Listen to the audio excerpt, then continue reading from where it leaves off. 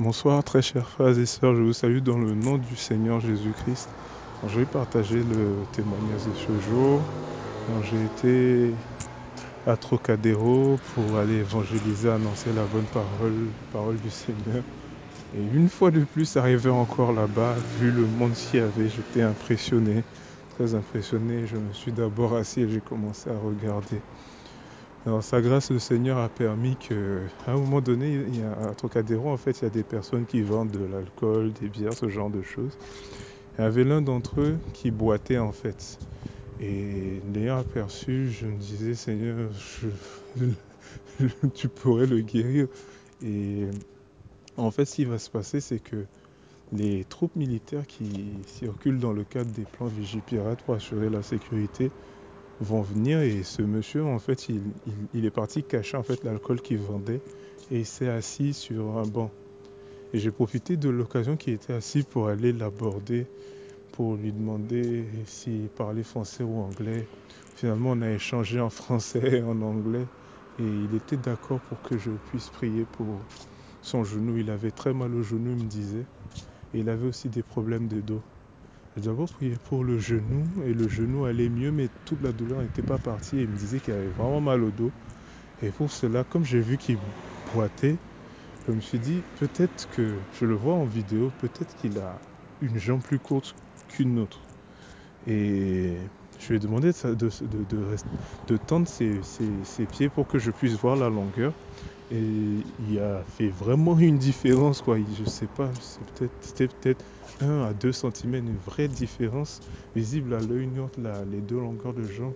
Donc, je me suis accroupi et j'ai commencé à parler à la jambe plus courte en ordonnant qu'elle croisse, qu'elle croisse, qu'elle croisse, qu'elle croisse. Et elle a poussé et elle est venue au même niveau que l'autre jambe. Et quand il s'est levé après pour tester, il n'avait plus mal au dos et j'ai prié une dernière fois pour son genou et il n'avait plus du tout mal.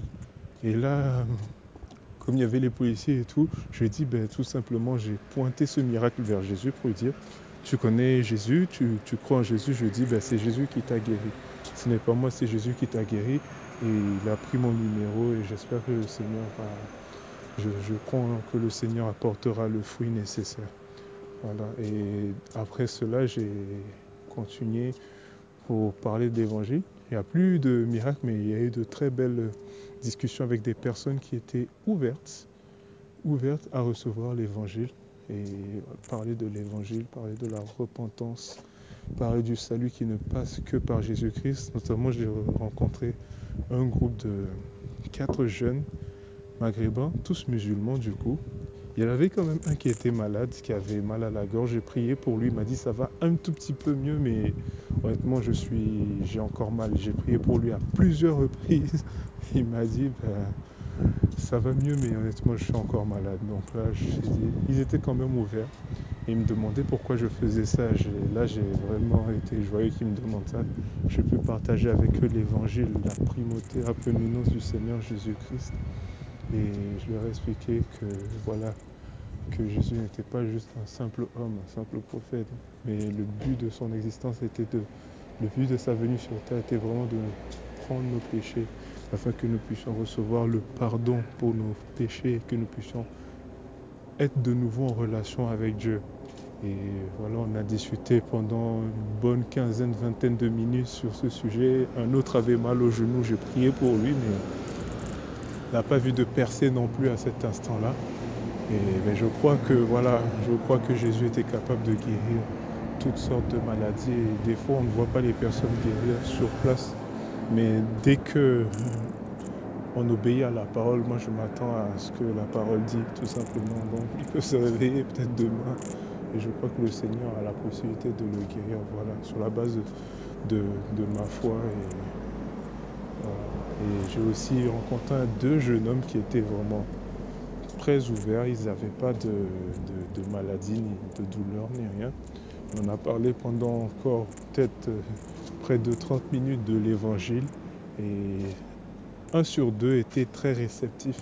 Les deux étaient réceptifs, mais il y en avait un qui était vraiment très réceptif. Il posait des questions sur Jésus, il me disait parfois je comprenais quand même pas pourquoi les chrétiens peuvent dire certaines choses. Et là, j'ai pu, par la grâce de Dieu, lui donner des éléments sur la naissance de Jésus, sur le sacrifice de Jésus, sur pourquoi est-ce que, pourquoi il me posait la question, pourquoi est-ce que Dieu laisse encore tellement d'injustice. Il disait par exemple, tu as un hindou qui vit dans un coin perdu, il est bon, mais pour vous le chrétien, il ne connaît pas Jésus, donc s'il meurt, il n'a pas de salut et tout. Alors qu'il y a un chrétien qui est ici à Paris mais qui vit dans le péché, lui s'il meurt, il va aller au paradis. Et je dis, ben non, c'est pas comme ça. Si Jésus-Christ est venu, c'est pas pour nous envoyer au paradis, mais c'est pour nous pardonner nos péchés et nous équiper en fait de sorte que nous puissions vivre d'une manière sainte. Parce que le salut et la vie éternelle passe par le fait que nous puissions vivre une vie sainte. Nous ne sommes pas pardonnés de nos péchés pour pouvoir faire tout ce que nous voulons, mais justement, il nous délivre du péché pour que nous puissions dominer sur le péché et vivre une vie sainte, une vie qui soit agréable à Dieu en fait. Et vraiment, je bénis Dieu à Trocadéro là-bas. C'est juste à côté de la tour Eiffel, ça s'est bien passé par la grâce de Dieu. Et voilà, c'est un message d'encouragement pour mes frères, mes sœurs. C'est un message de témoignage pour la gloire du Seigneur Jésus-Christ parce que c'est lui qui le fait.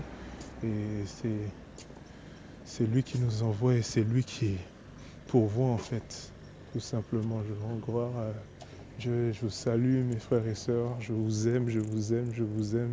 Et continuons d'avancer avec le Seigneur.